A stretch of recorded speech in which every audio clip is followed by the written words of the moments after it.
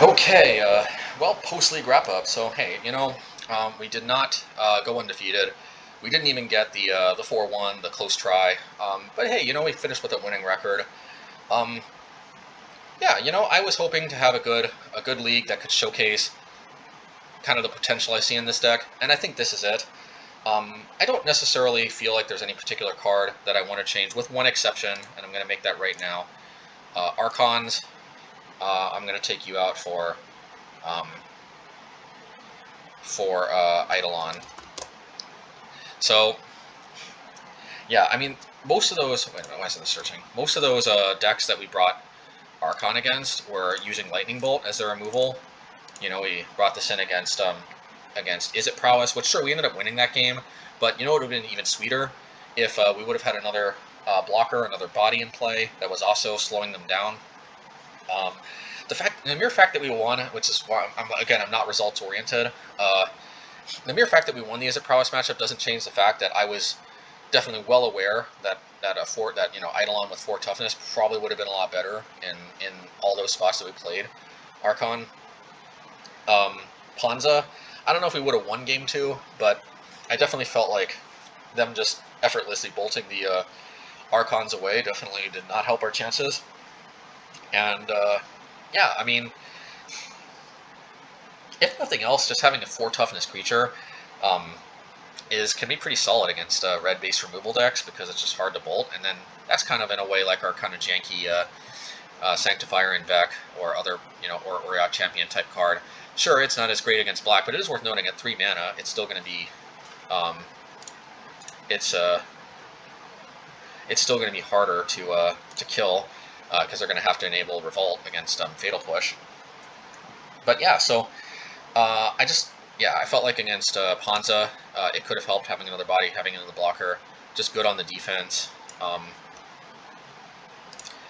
And also against Timur Waterfalls, same thing. I don't know that this would have won the game, but definitely we needed this to prevent the Waterfalls from going nuts, and obviously, yeah, and I think this just ended up getting Brazen Borrowed, but it is worth noting that I do think having a 4 toughness creature could still be pretty good. Yeah, I don't think I mean, some of them seem to play Lightning Bolt, and they're not worried about the possibility of accidentally cascading into them. I think they've definitely disappeared. The one that I've seen, some that still play Lightning Bolt. But yeah, at the end of the day, yeah, I don't know. The Timur Waterfalls matchup, maybe that's not necessarily as guaranteed to be good, but certainly in the other types of matchups. Yeah. Anyway, Eidolon, pretty sweet in my opinion to have a stronger body, a stronger backside, and what can I say? I mean, the rest of the deck performed very well. We saw the Solitude combo, if you will, a surprising amount of the time. Batterskull was great. Kaldra, we saw that come up against the first matchup, Hardened Scales. Can't really complain there. I think that helped put the pressure in the second game. Thraben Inspector, I think we saw at least a little bit, and admittedly we were not flickering it as much as I've sometimes done in the past, but hey, sometimes later in the game we were just playing it, drawing a card, we had a body. I never felt displeased with this card. Charming Prince, we saw it all. We saw the Scry 2, we saw the Gain Life, we certainly saw the Exile with Solitude. Stoneforge Mystic. I think we fetched everything. There was one time, I can't remember exactly which game it was, because I'm not looking at all the videos, like, off, kind of going off memory. I think there was one time where I felt like, where I fetched sort of Fire and Ice, but they had a 1/1 in play. I forget what it was. And, yeah, maybe it was Hardened Scales, and there was some type of 1 toughness creature that I'm forgetting, but anyway. Yeah, there was a spot where maybe we should have fetched Mortarpod. I don't know that we ever did. Maybe I'm missing something.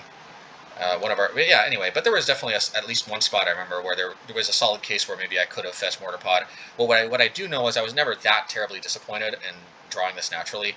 And there was that one game, forget which matchup it was. Maybe it was the Urza Saga one. I don't know why I'm drawing a blank necessarily, because I'm doing this after the league. but I'm not doing immediately after the league. I actually did the deck tech, then I went immediately to the post league.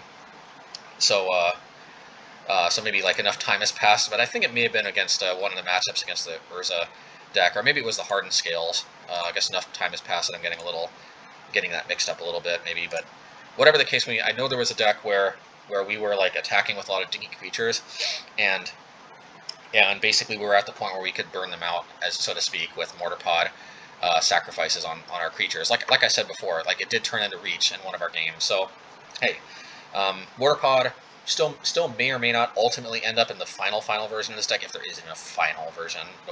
Always have to evaluate and assess, but Mortarpod may or may not actually be the objective best card. I don't know. It's you know, what mortal ultimately has like that type of knowledge to know that 100% for sure. But I can tell you, I certainly liked it. I can't guarantee you that it's the best possible card you could play in the slot, but I can certainly tell you it ain't bad. Yeah, Thalia.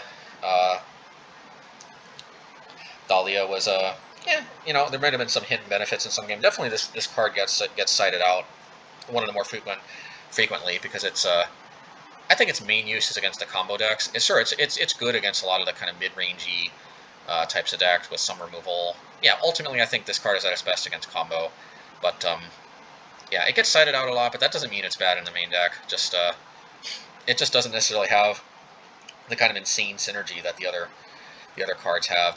Since all the other cards have so much synergy with each other, Thalia is a lot of times the card you reach for if you need to make a cut somewhere. Sword of Fire and Ice. Enough said. This one has been insane in our games. Aven Mindscensor. It's hard for me. Like I'm drawing a little bit of a blank. Like I don't think this came up as insane as like my test leagues before this one, but certainly the 2/1 flying body has been relevant. And hey, you know what? I'll take that. Like sometimes we mana screw them, but if the floor, if the floor on this card is a 2/1 flying creature with flash, still not actually that bad. Flickerwhisp, you know, Flickerwhisp. Like obviously the Taxis players already know this, but you know we saw it. We saw this flickering. We saw us misplay this with Flickerwhisp, but you know it can Flickerwisp a red and 6 on the second main phase, reset its loyalty counters. Then and you got unfortunately it has to be the second main phase because then it'll disappear and you won't be able to attack it. But you can always have the option to threaten attacking red and 6 for lethal, if you will, damage on the red and 6 because you can just reset the counters.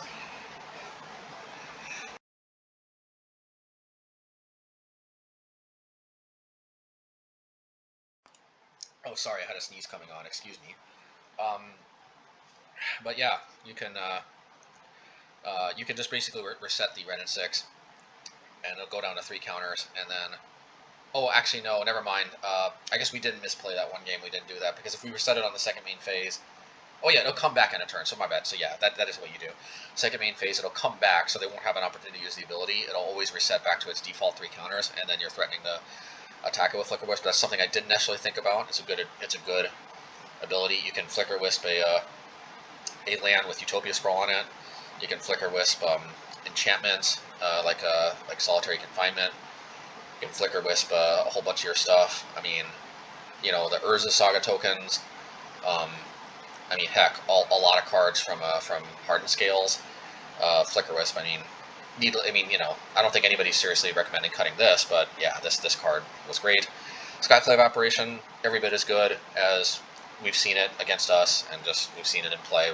Always excellent, essentially, except for like maybe control decks and some combo decks that don't use a lot of permanents. But since most decks are playing permanents of some type, including Planeswalkers now, yeah, just super solid. Batterskull, doing Batterskull things. We've obviously loved it. Solitude. Basically everything I said in the deck tech video came up.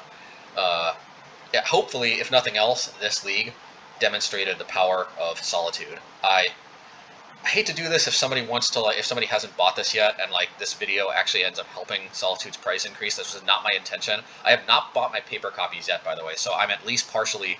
I bought my and like I said, actually, I sold them out in the Hammer Time video, but I had to try this in this deck, so I bought them back. Thankfully, I think they actually went down in price. The prices online are just fluctuating out of control, so like, yeah, so I don't necessarily mind that, and but yeah, so anyway, I'm actually mostly in the same boat as any one of you who hasn't bought this yet, because I don't have the paper copies, and I don't think those fluctuate as much. I think those are just really high, almost constantly. So if I make the price go up, I'm in the same boat. I don't, I've also shot myself in the foot. But if nothing else, I'm hoping that this league, which I'm sure the Taxes community is probably already very quickly figuring out, if nothing else, I just certainly hope this league is one piece of the puzzle that helps the word get out that Solitude in Taxes is frickin' the real deal. This card is awesome. And Kaldra, yeah, I think this mostly just came up in the Hardened Scales matchup, but there's going to be other matchups for sure where you just want the extra haste. We want the extra, yeah. Anyway, Path to Exile. Yeah, it's been really solid to have access to another removal spell when we needed it. Relic, obviously, when we needed Graveyard Hate, it's pretty much the best monocolor has to offer. Although, actually, it is worth noting, we could play Rest in Peace. Shoot. Yeah, let me see. Hopefully maybe I'll, I don't know if I got Rest in Peace or not. Let me see.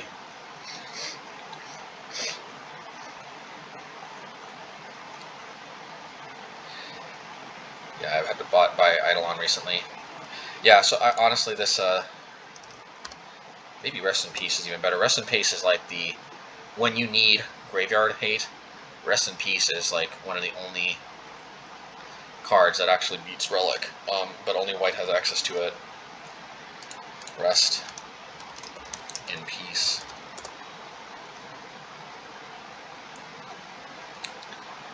Huh. Well, okay. Ooh, is this really still this expensive? Yeah, I guess so. Anyway. All right. Well, I like having the same art, same set. So, yeah. Anyway, so I think I might try Rest in Peace. I might try Rest in Peace next time, but yeah. Other than that, I'm not really sure what much there is to say. Other than that, if we end up going back to Relic, obviously Relic has been a mainstay card that's always been pretty good for us. Sometimes it's also just nice to just be able to draw a card. I mean, against like against what was it?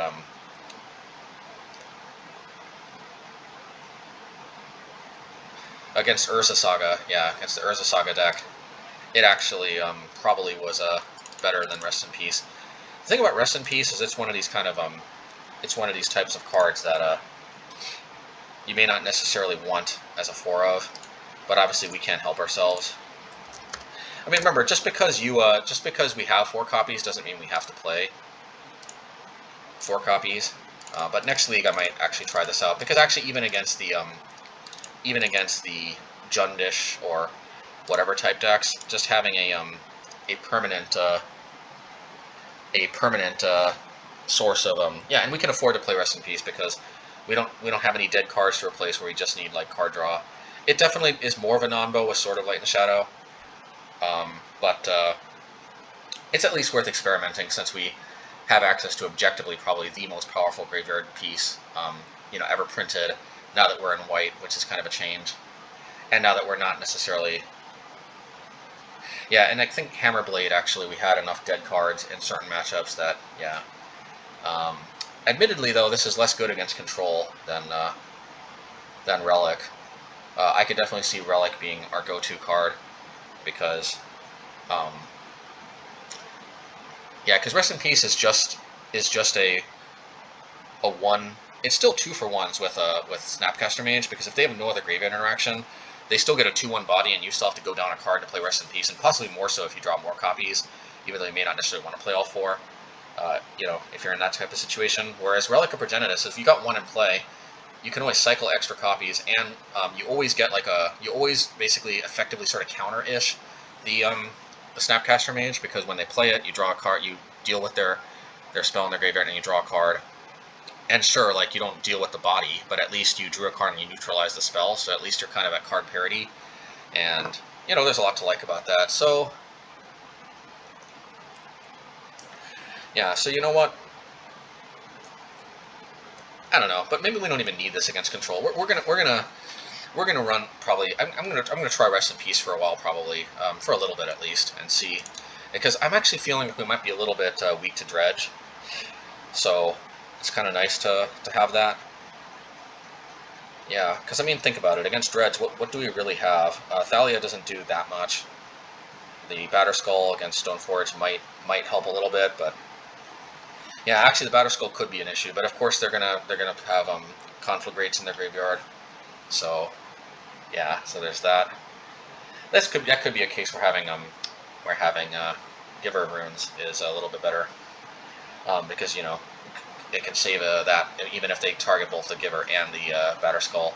The Conflagrate can't you know deal with one then the other, so you can at least protect that before the Giver dies. Anyway, yeah, Batterskull is probably our best bet to attack and block and you know help deal with a lot of the grounded type stuff against Dredge. But I think it's worth at least giving Rest in Peace a shot, because I think Dredge is kind of problematic, and Relic is not as good because obviously we have to crack it, and Rest in Peace, they just have to deal with it, and yeah. Anyway,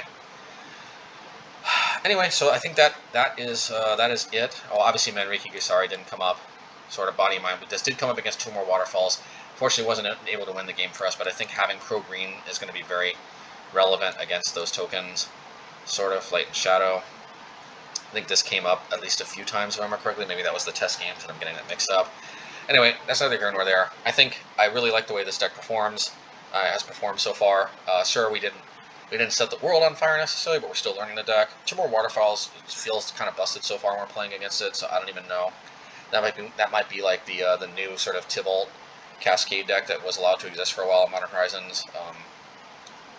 Yeah. Anyway, if you like this content, like, subscribe, leave a comment, smash that like button for sure. And yeah, until next time, I've been having a blast with this deck. This deck is, I love playing this deck. Anyway, take care, and yeah.